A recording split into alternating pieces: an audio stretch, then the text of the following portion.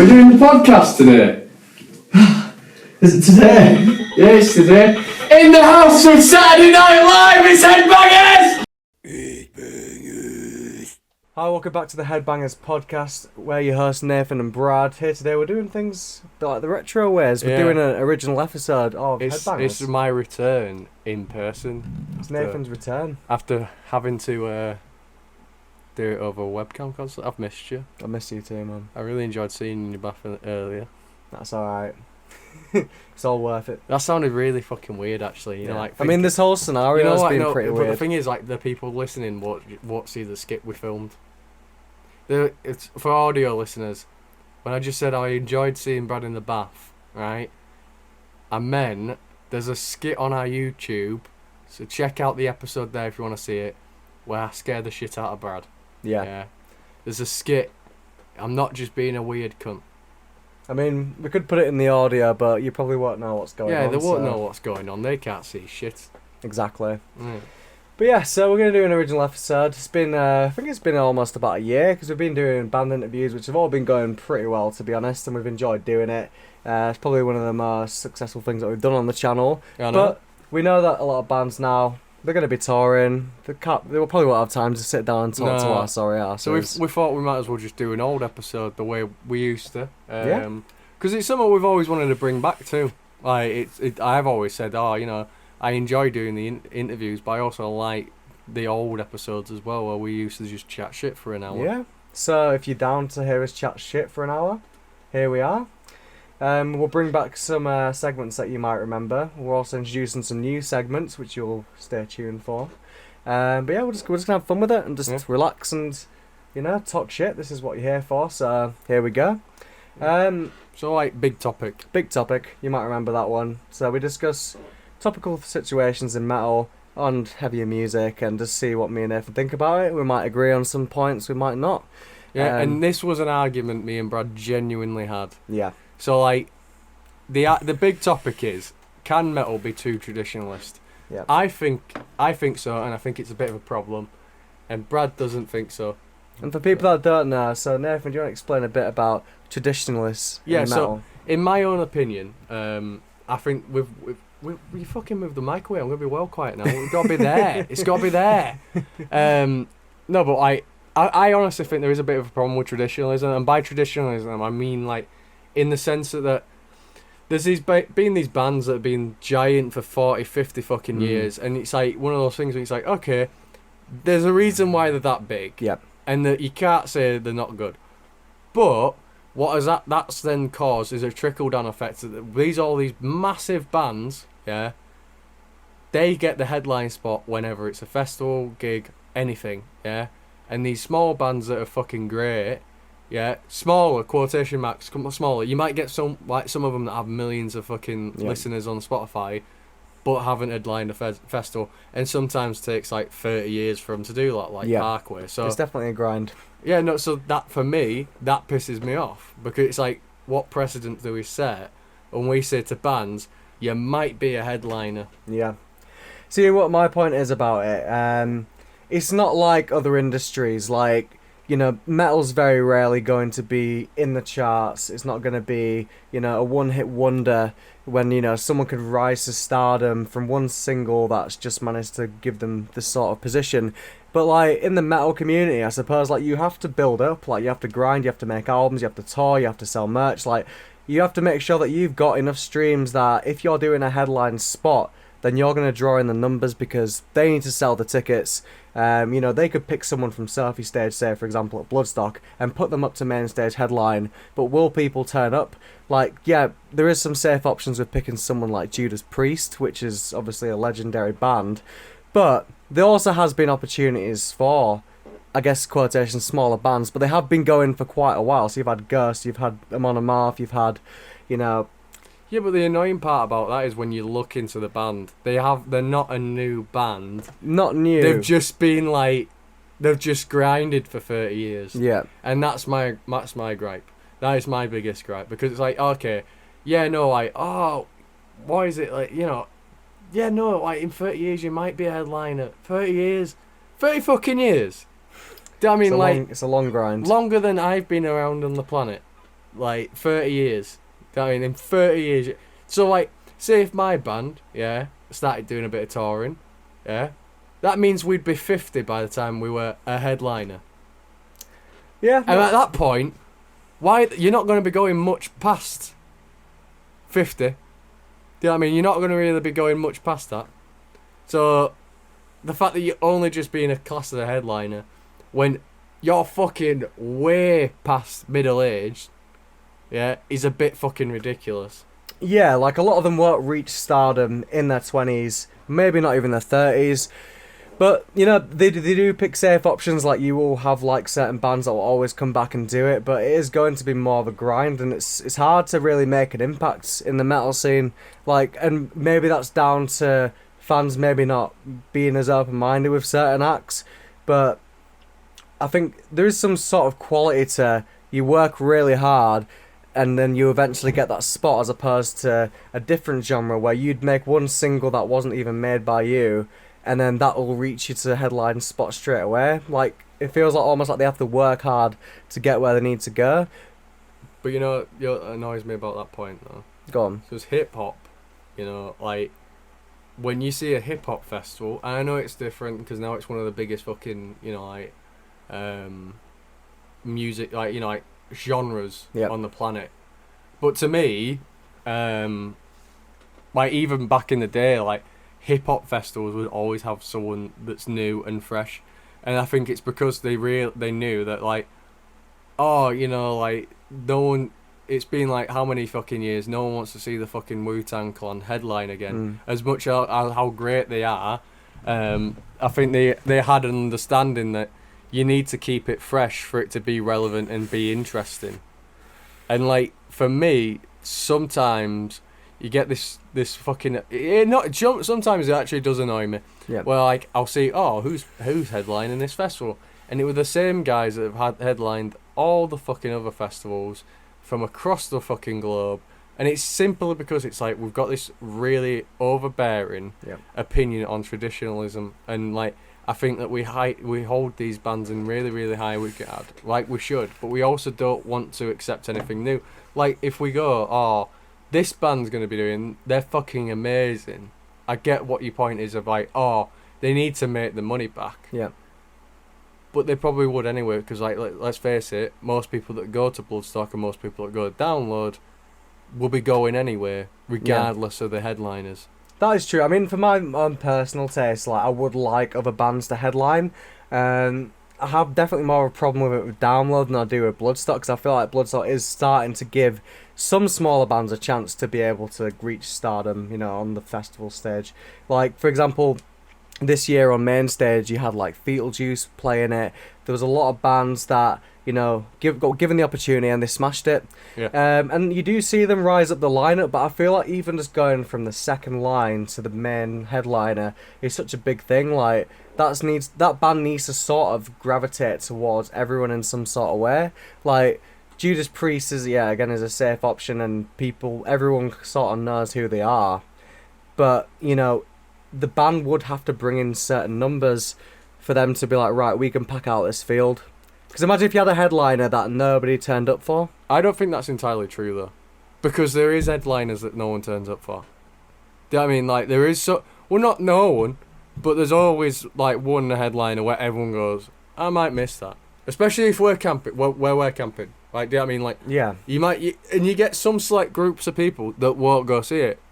Yeah. So like it's one of those things where it's like, I get your point, but at the same time, a lot of the time, most people don't see all the headliners. Like, I didn't see all the headliners at Bloodstock this year. But as a majority there, most people will go see the headliner, and they do have to pack out that field. I get what you're saying. Like, there has been times where, like, they've announced a headliner that's a bit controversial, and people will be like, oh, you know, I don't think I'm going to like this, I'm not going to go. But then when it comes down to it, most people do turn up, even if they were one of the people online that were bashing it and slating it. You know, when they've had a few drinks, they're like, fuck it, I'll watch them, and they have a good time.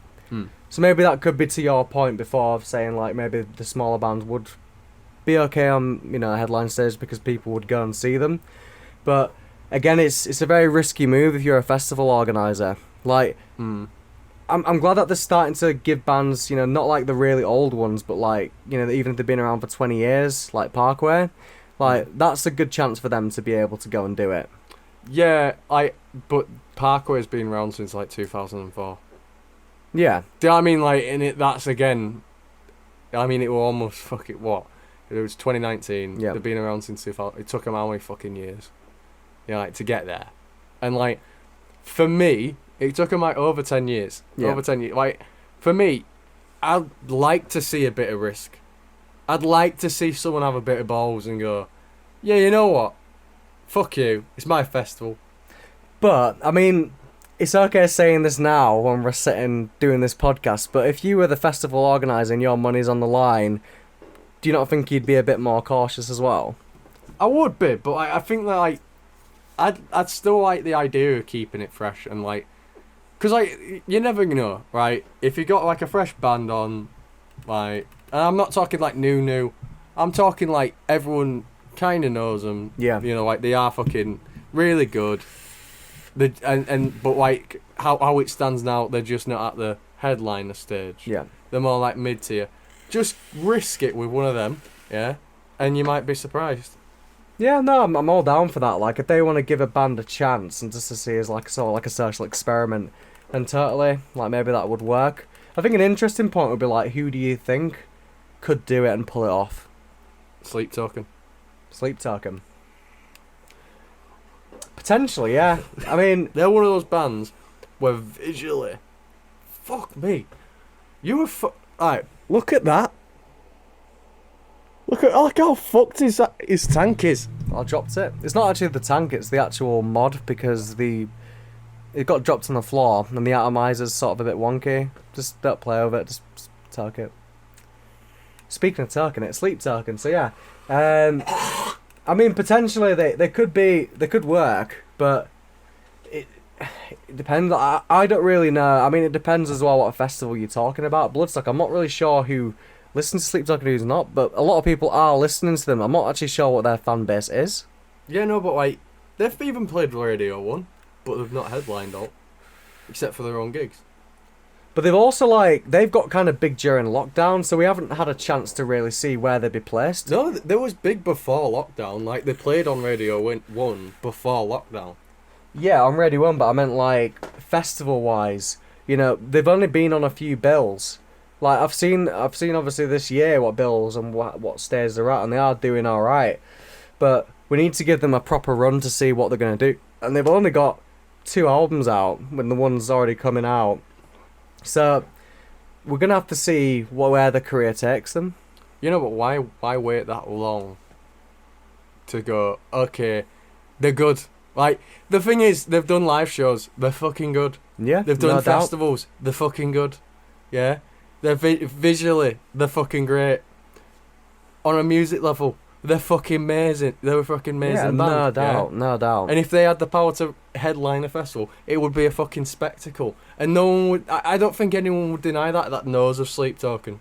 No, definitely. And I think what I do respect about Sleep Token is that they've almost built up this audience when they call them, like, everyone's like worship. They've got like this, almost like a cult following in a way. Yeah, and like, that's good. Which is cool, yeah. And I think it's important for bands to do that. Like, they've got the merch game down to a T. You know, they've got their performances, and they've got this whole idea with the costumes. Like, they've got everything in their power that, you know, a headliner does need. But it just depends on... could they do it, and is anyone going to give them the chance? Like, I feel like they have to, even for a few years, just ride up the bills, keep seeing how it's going, like slowly work your way up, and then maybe get the headline spot. Not saying for 10 years, I agree, like 20 years is a long time to then say, yeah, you can headline, but I do think there needs to be a bit of grinding for a few years. Yeah, but again, if they're good, they're good. They are good. I mean, like, that's my being good. They're good. But being good is not everything. Like, there's plenty of bands that are good. In fact, fantastic. Some of the most best bands in the scene might not be a headline status, but you need more than just playing good to be able to headline. I know. Numbers. I know, but You know what I mean? it's also why I think as well it's a problem with the metal community in general. Guys, I'm not talking shit on yous. I'm just saying this is like a little gripe. But I think a lot of metal community, right, can then go find a band and they go, I'm gonna just stick to this band, and that's fair fucking enough, right? But I think a lot of people need to keep an open mind with this. Yeah, stuff. totally. And that's why we've gotten ourselves into the situation of, you know, like there's the you know, like the same headliner from 6 years ago repeated. Is that down to the community though, or is that down to festival organisers? It's both. Both. It's a cause and effect. Well, I suppose the numbers would need to come from the fans, and obviously the festival organisers see the numbers. So it's sort of like a chain effect, really. So everything needs to align to be able to get to that status. Yeah, and I think it's traditionalism that's the main.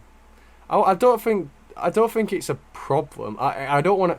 I feel bad because I feel like I'm chatting shit on the metal community. I fucking love the metal community. Yeah. But like I think that there's just like a big thing about traditionalism, and I get it. I get why, but I also think that gets in the way of a lot of things. Yeah. No, I agree.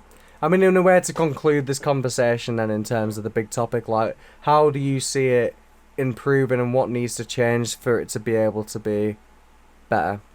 I think there needs to be more of an excitement from like the metal community in general about new bands, like maybe more people trying to step out of the comfort zone. Yeah. You know, like instead of going, yeah, but I fucking love all these bands that I've listened to for fucking years. I'm like, yeah, but just open your mind a little bit and like listen. But I also think festival headliners or promoters need to be actively like looking for newer guys. Yeah.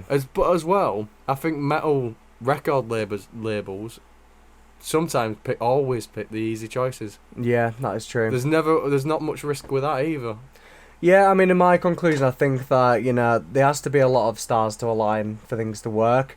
I do think people should give bands a chance, because there's obviously the traditional heavy, like, you know, you expect with like breakdowns and blast beats and stuff like that, but there's a lot of bands at the moment that are playing around with new sounds that it's like a new kind of heavy, like a dark heavy. Like Sleep Token, for example, might seem light on the offset. Yeah, but when you listen to the lyrics, it's dark. It's lyrically dark, the atmosphere is dark, and that in turn is heavy. And to be honest, like when you've reached the heaviness that you can go to, you know, you've listened to death metal, you listen to black metal, like they've all got their own little thing. Like sometimes you do need something different to be able to say, oh, that's heavy as fuck, that's brutal. But brutal and not in the way that you'd expect. Yeah, 100%. So, what's our next topic, Brad? Our new topic is gig stories. So we are playing around with this. We're thinking maybe it could be a segment on its own. We want to be able to be more interactive with you guys. So we want you to have your voices heard, like Nathan just said. So we want people to submit their gig stories, like not the happy ones, like the craziest, the weirdest, the thing that sticks out in your mind that, you know, you'll remember that one for the rest of your life. And we want to implement it and show it to the audience, basically. We've got a few submissions, so I'm going to run through them now. I'll read them out. I'll read one, Nathan can read one.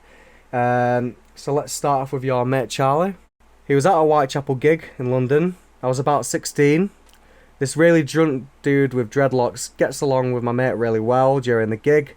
So to show a sign of his friendship, he rips out one of his dreads from his head, gives it to his mate, and him at the train station later has a chunk of hair missing.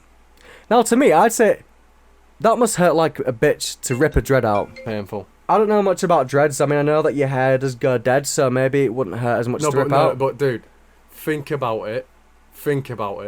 A dread is about like what? That's thick. That much of your hair just ripped out. Yeah, just ripped out, like just full on. Woof. Oh, like a bit of Velcro. Damn. Okay. I mean, yeah. Like if his head wasn't bleeding after, I'd be fucking surprised. But he said a big chunk, so maybe he did it to a couple people. That is a good point. Maybe he just does it every show. Maybe. He's just got no That's hair like his left little now. Maybe he's just trying to get people to like clone him. Maybe. It's like, here's my hair. I mean, he's got plenty now. So yeah, thank you for your submission, Charlie. That's definitely a strange one. Do you want to read out the next one, Nave? Yeah, definitely. It's a long one. It's from Glaze Grow. If you want to submit anything, even if we're not, you know, filming the episode, We will store it and we will probably use it. Just make sure it's crazy, funny, anything that sticks out in your mind. This is at the Mod Club Toronto. It's the first time I was ever on a tour bus. Ended up drinking, partying with Warbringer pre-show on the tour bus, after show, pissed on the tour bus toilet, and learned no shitting on the tour bus rule. An important rule. It's always a shit story, isn't there? With like, There's always a shit story. yeah, I'm impressed. Like, the bowels are non-existent on tours apparently. So he ended up at a dive bar with the band after playing Metallica Ride the Lightning, Pinball Machine, and Gallagher. So Chris, who you know from XJR Films and Thrash TV, drove us down. We were parked at a grocery store plaza parking lot across from the street from the club. We see the tour buses, trailers parked in an open, on small side street. I had no background in modern metal bands, etc. I was an old head, middle school, classic rock, heavy metal phase. Didn't know I was walking into a layer of new metal royalty. We immediately brought onto the bus by Kevil, former bassist Jesse, I think. I'm meeting these guys for the first time, so I have no clue who they are and what the big deal was. Just waltzing onto Warbringer tour bus and having them pour half solo cups filled with Jack Daniels straight up. Jesus. A half cup of Jack Daniels? Oh. Oof. No. It's not even nice whiskey, damn. There was a line of those public rental bikes they have in the cities outside the bus, which was way too hectic pre-show for an interview. So we headed outside, we saw the bikes on the band, check out the venue, sound check, and headed outside. As a camera guy, I made sure the security guard knew I was the media and the band personally, so I could get up from the balcony for prime filming over the crowd. Side note, the security guards are way underpaid, I can imagine, to be fair. Oh, yeah. As long as you're not wasted or crazy, can hold a regular conversation, know how to slip someone a bill and a handshake, keep a 20 or 50 bill on you, you can get backstage, VIP, meet any band you want. I'm going to make note of that. Yeah, I'm making that. Cheers for that, that's good advice. Any band that you want, don't make them regret it by being weird, because they'll take your money and beat your ass. Yeah, be kind. I got VIP to meet the band, just gave the guy 6. So we head out, hit Tim Hortons, the famous Canadian stereotype coffee shop, and ended up with the bikes outside. So I set up my camera, tripod. I tell them to get on the bikes, which led to the dank memes with Warbringer episode. I remember watching that actually. That was a really good episode actually. It's nice to hear like the behind the scenes to it. Like, that was actually a really good episode. I was gonna say. So there was Carlos and Adam. They stopped by. I later met them on the bus hanging out with the band crew before we got kind of get the fuck out, it's showtime bitches. Not a real quote, just like it was showtime. Ha ha ha. So I head in with Chris and we run into a few friends we had from the metal scene. I let him lose the show and I start roaming for B-roll around the show. Few songs, was lucky enough to roll when Chris was in the mosh pit and Kevil pulled him on stage to headbang, which blew my mind, the level of interaction he had with the fans and the band. He was his own thing at the side of the show. That's cool. That's pretty cool. The fact that he's actually promoting like a proper interaction by getting people to come on the stage, like... Yeah, I like that. Just give something back, doesn't it? The show ends and we immediately head back to the bus like fucking rock stars, start drinking with the band and crew. Band members showering on the bus and coming out in towels and cheersing their drinks with us. Go to change, ready to unwind, past the sleeping quarters. Also, no sex on the bus. They didn't specify self-love though. Where is this going? But the beds were tight and stacked. You'd like to hear it, you know? We end up roaming with the band for a few blocks to a little dive bar in Toronto east of the Mod Club. They knew exactly where they were going. Had it on the salon wood floor. No light bulb in the place. Had full power. Just pure dim light with candles in bottles. Some stuck on the table. All pinball machines. Arcade cabs in the back. Not barcade, but like a real bar with some games. We were still hella poor students, so scraping change for drinks. Been there. Yep. Me last night, actually, to be honest. Pretty much, yeah. Yeah. We missed the band's group orders. Chris had to go drive, so he had to stop drinking early. First round in the next 2 hours. Until the last call, they hung out at the bar, which was basically a private party of the bands of that tour. Can't recall now, but it was 2017. I'm sure Google will bring up the video of the old channel. Now we wait for the concerts to come back post-pandemic for our foot in the door. Becomes the old hole blown open by Fresh TV. Fucking awesomeness. Crackhead editing. Yeah, that sounds fucking crazy, to be fair. Like, I think for a moment you get to live like a rock star. It's kind of cool. But as well, like, the fact that he managed to get, like, backstage just by trading cigs. Yeah, definitely. Like, that was pretty funny. Like, you know, like it's like the fact that the fucking security just like, yeah, just give me a cig. I was thinking that. I was like, you know, the security can't give too much of a shit. I'm sure you could, if you just slip them a fucking 50, you can get it back. I think it depends on the event. Yeah, definitely. Definitely. I mean, that's not going to be. You're not going to be able to do that at a Slayer show. No. But like, I think most shows you'd probably be able to. And I think if you've got connections with the band as well, like they can pull some strings for you. But I'm definitely keeping that note about the VIP thing. You know, with slipping the 50. Yeah. No, I'm just getting a media pass. So that's something that we were thinking about actually. So if there's like any upcoming gigs, you know, we would like please to... give us a press pass. Please give us a press pass, yeah. Please give us a press pass. Yeah, and please give us the book on the English language so no, we can but learn. please give us a fuck... This is actually a full-on plea, like... It's a cry give for us help. a press pass. What the fuck do we need to do? I know. Like, seriously, just give us one. Please. Yeah. We'll fucking even still pay for the ticket as long as we get that fucking pass. I know, right?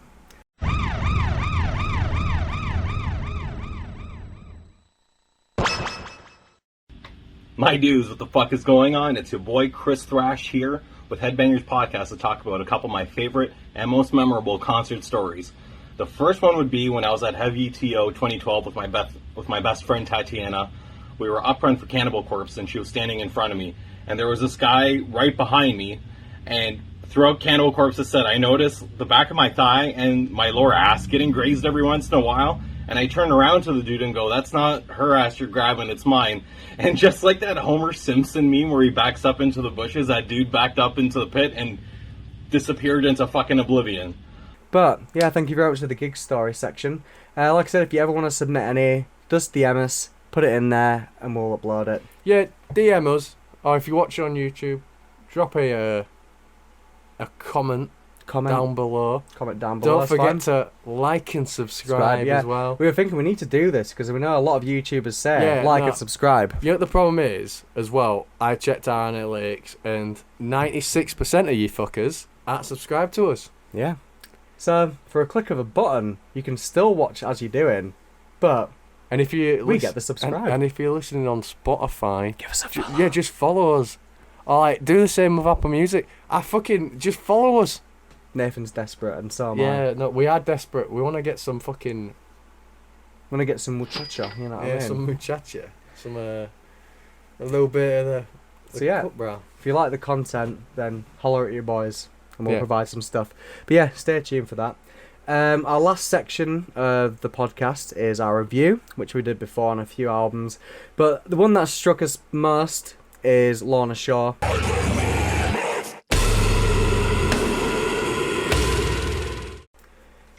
Because it's a 3-song EP, but Lorna Shore always been fucking amazing. But like recently, they're really causing a stir in the community. They've had some good albums, but this like last year, like everyone's talking about Lorna Shore because they're really pushing the boundaries of musicianship. And for deathcore, which has gone through stages of dying and coming back, like they're sort of going beyond deathcore now and like creating their own thing. The thing is as well, like, I mean, they came out the fucking bat fighting and just swinging with To the Hellfire, which like I feel like we don't really need to talk about much considering the amount of actual like press that it got and the amount of reactions out there, but like it was genuinely a fucking barrage of just heaviness. It was just a fucking let's just smack him in the face with this shit. And like as well, like I found what was really cool about it is that where Will didn't use I keep smacking that mic, but Will didn't use like really mad techniques until the end. So like his genuine like vocals, like all the way throughout. Don't get me wrong, great, but then he started doing the mad shit straight at the end, so it was like a gut punch. Absolutely, and you know, this is a big thing for Will. You know, he had to join a new band that were quite established already.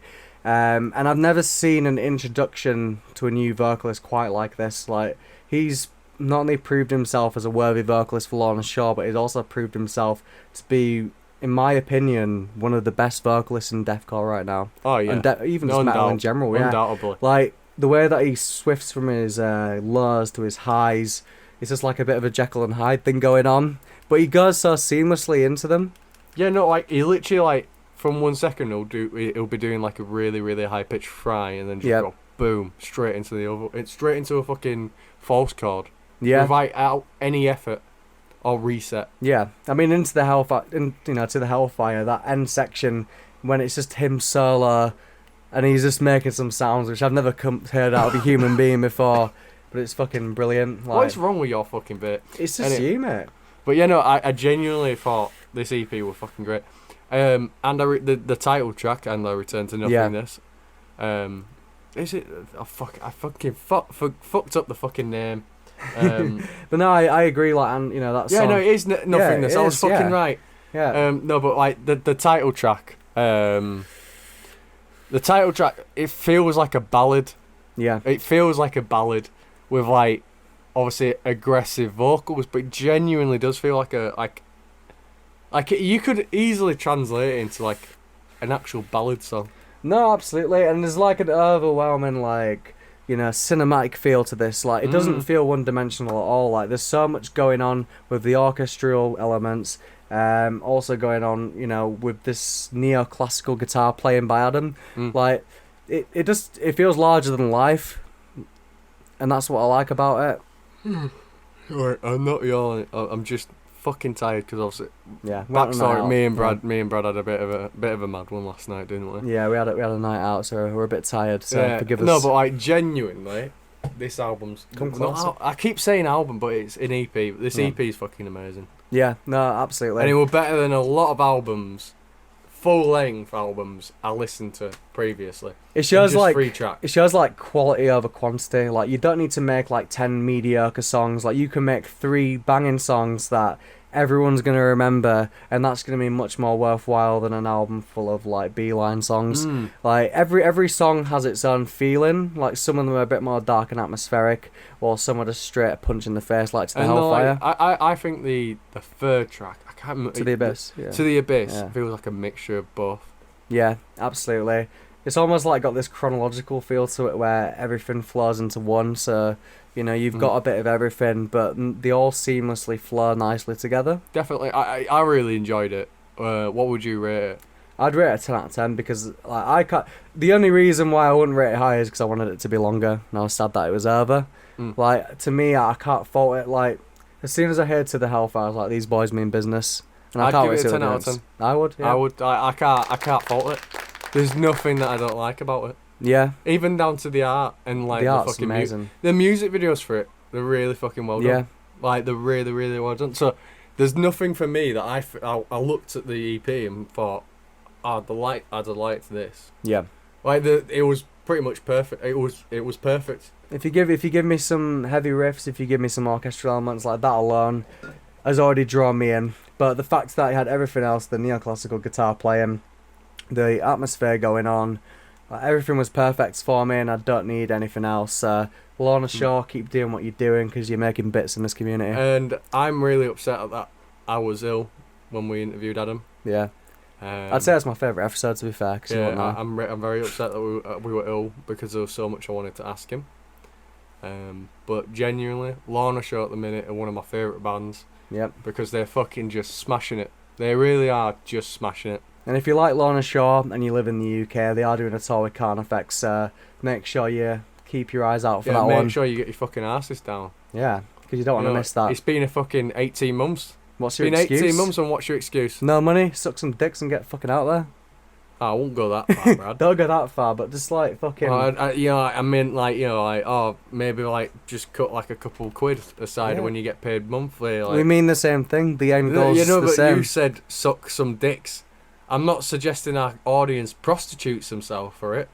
Yeah, I mean, OnlyFans is going to be, you know... I know we're going to have to shut down ours. It's going to be so well. We're going to have to shut down ours. But yeah, if No, but, like, seriously, you've got a chance to make an OnlyFans and to get some money together for, you know, Yeah. the Lorna Shore tickets. You just have to be very fast before the window closes. They said they're banning pornographic material, not nudity. Yeah. But So you work that chess piece out. as well, you know what that doesn't stop you from doing? Feet pictures. If you're brave enough. Feet pictures. If you really love Lorna Shore, you'll make the sacrifice. No, but seriously, if you're in Leeds and you can afford it and you can make it, look, it's been 18 months. The music industry is really struggling right now. Get down to that show. Get down to Well, it. not only Give 'em that, support. don't just get down to that show. Get down to every fucking show you possibly can get at. Support your local venues, yeah, and fucking make sure that you give back. Give back. Give back. Yeah. The last section of the show is we like to give band shout outs to smaller bands. I'd like to personally give it out to Alumnos.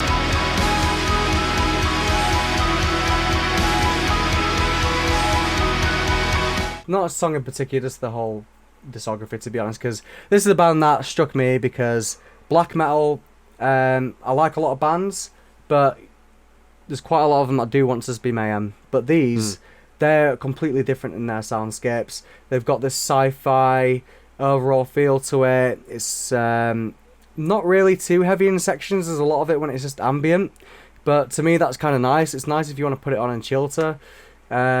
That's something that I've liked about black metal is compared to death metal, it can be something to decompress to. You could even put it on while you're doing your fucking cooking, and it's fine. But Lumnos, I think everyone should check them out, to be honest, because they're from Brazil. It's a one-man guy, and he's just fucking going for it. It's a one-man guy. One-man guy. It's a one-man guy. One-man guy. One-man One-man guy. band.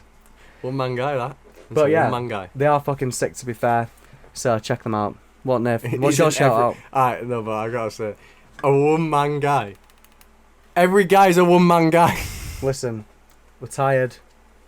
Alright, but my shout out is Unity TX.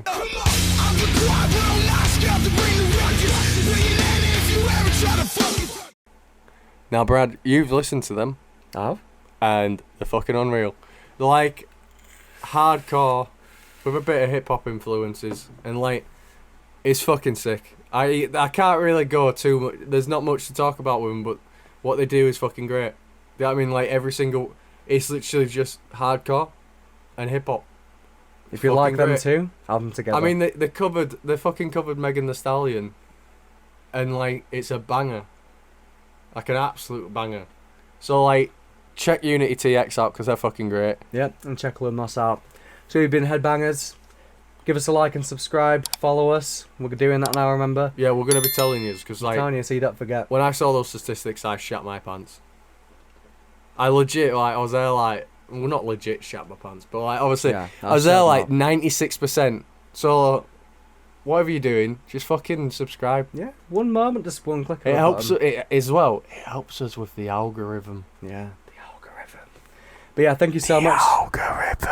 I hope that you've enjoyed this original episode of Headbangers, and you know we will look to try and do this more. We've got plenty of content planned. We won't say too much about it yet because we want it to be a surprise, and we want to see how it goes.